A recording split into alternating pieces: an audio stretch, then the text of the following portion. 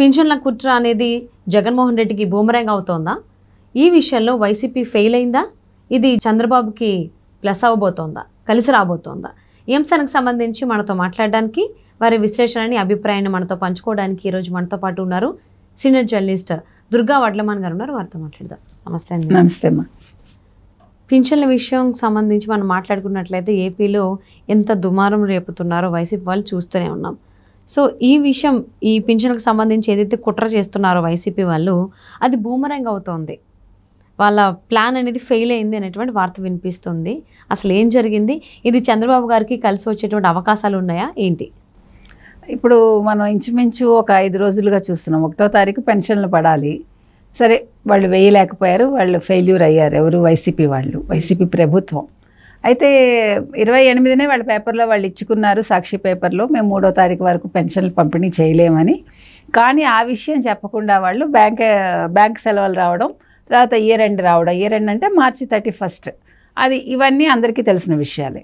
అయితే ఇవన్నీ కప్పిపెట్టి ఎంతసేపు వాళ్ళు ఏం చేస్తున్నారంటే, చంద్రబాబు నాయుడు వల్ల పెన్షన్లు ఆగిపోయాయి, చంద్రబాబు నాయుడు తన మనుషుల్ని చేత కోర్టులో కేసు వేయించి కేంద్ర ఎన్నికల సంఘం చేత వాలంటీర్లను పక్కకు పెట్టించి వాలంటీర్ వ్యవస్థని అంటే దూరం పెట్టి ఈ రకంగా మీకు పెన్షన్లు దూరం లేట్ అవటానికి, మీ దగ్గరికి వచ్చి ఇవ్వలేకపోవటానికి చంద్రబాబు నాయుడు కారణం అని దీన్ని ఒక పెద్ద ఇష్యూ చేసి వీడియోలు చేయించి, ఆ వీడియోలు కూడా మళ్ళా మనకి బాగా వైరల్ అయ్యి, అంటే ఏ రకంగా అది వాళ్ళే చెప్పించారు అన్న విషయం ప్రజల్లోకి వెళ్ళి, అంటే ప్రతి ఒక్క అంశము కూడా మీరు చెప్పినట్టు బూమెరాంగే అయింది ఎవరికి? వైసీపీ వాళ్ళకి.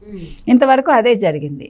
ఇప్పుడు నిన్న మొన్న కూడా వాళ్ళు, ఇప్పుడు ఇంత ఎండలు మండిపోతున్నాయి, ఒక పక్క కేంద్ర ఎన్నికల సంఘం ఏం చెప్పింది? మీకేం పెన్షన్లు ఆపమని చెప్పలా.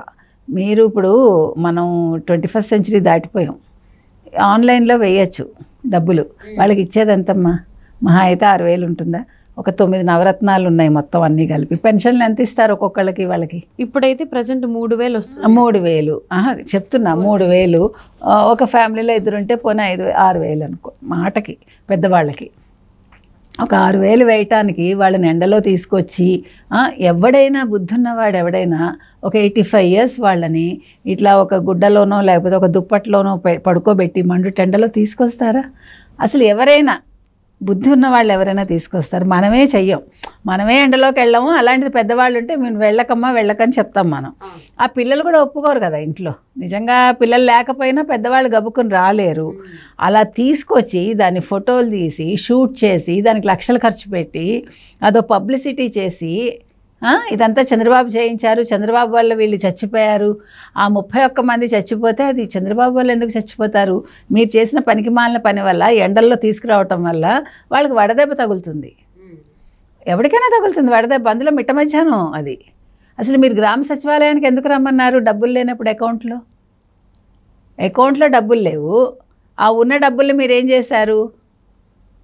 మీకు కావాల్సిన కాంట్రాక్టర్లకి బిల్లులు పే చేశారు. వాళ్ళు ఎవరు? ఆ కాంట్రాక్టర్స్ మీ పెద్దిరెడ్డి గారు, మీ మిథున్ రెడ్డి గారు, వీళ్ళే కదా.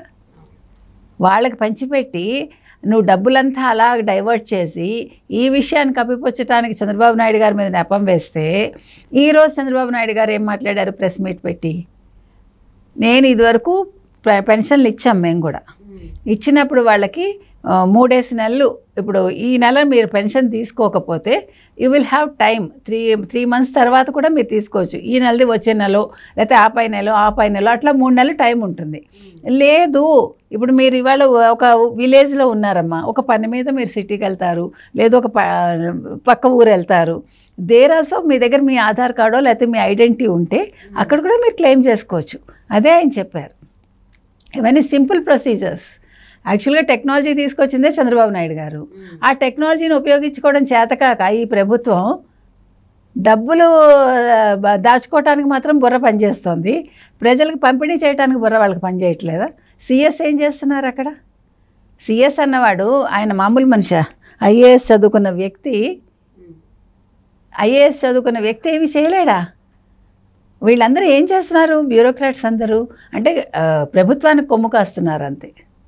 సో ఇది నైతికంగా కానీ ప్రజల దృష్టిలో కానీ ఈ విజయం చంద్రబాబు నాయుడు గారిది, అందులో సందేహం లేదు. ఇప్పుడు నష్టపోయింది వాళ్ళు ఏది చేసినా కూడా ఏదో చంద్రబాబు నాయుడికి నష్టం కలిగించాలి, తెలుగుదేశం పార్టీకి నష్టం కలిగించాలి, జనసేనకి నష్టం కలిగించాలి, లేకపోతే బీజేపీకి నష్టం కలిగించాలని వాళ్ళు చేసే పథకాలు కానీ వాళ్ళు చేసే కుట్రలు కానీ అవన్నీ కూడా వాళ్ళకే తగులుతున్నాయి.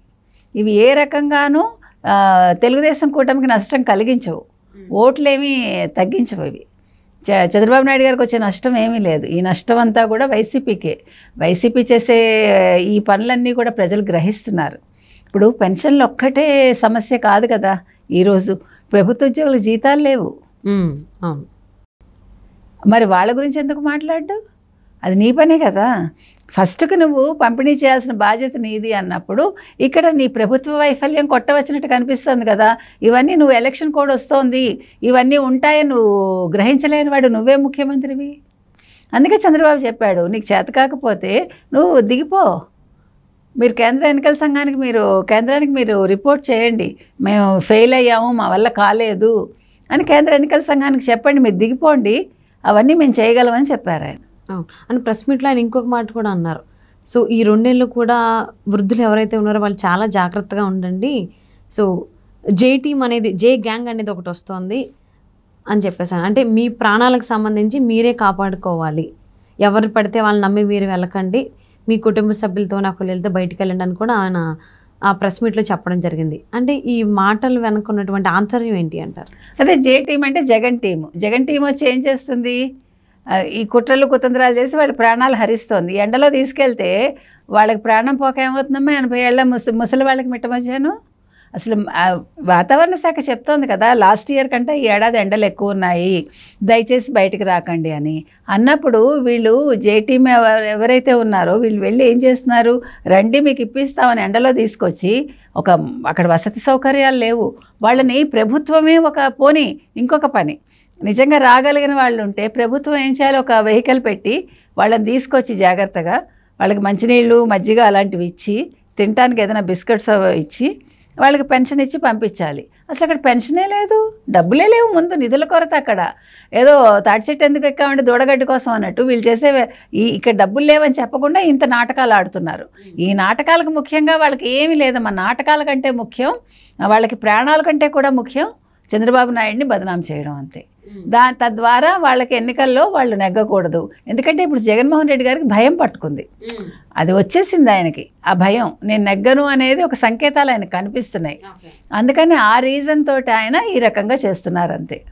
ఓకే. సో పింఛన్లకు సంబంధించి అయితే ఆ వేసిన కుట్ర ఏదవుతుందో అది జగన్మోహన్ రెడ్డికి బూమరంగ్ అయిందని చెప్పుకోవాలి. సో మరి చంద్రబాబు కొంతమంది వృద్ధులకు సంబంధించి కూడా ఆయన ప్రెస్ మీట్ పెట్టి మాట్లాడడం జరిగింది, అప్రమత్తం కూడా చేశారు. మీ ప్రాణాలను మీరు జాగ్రత్తగా కాపాడుకోండి ఈ రాబోయేటువంటి 2 ఏళ్ళు అని. సో అప్రమత్తంగానే ఆంధ్ర ప్రజలు అలాగే ముఖ్యంగా వృద్ధులు కూడా ఉంటారని ఆశిద్దామండి. And thank you so much Durga గారు.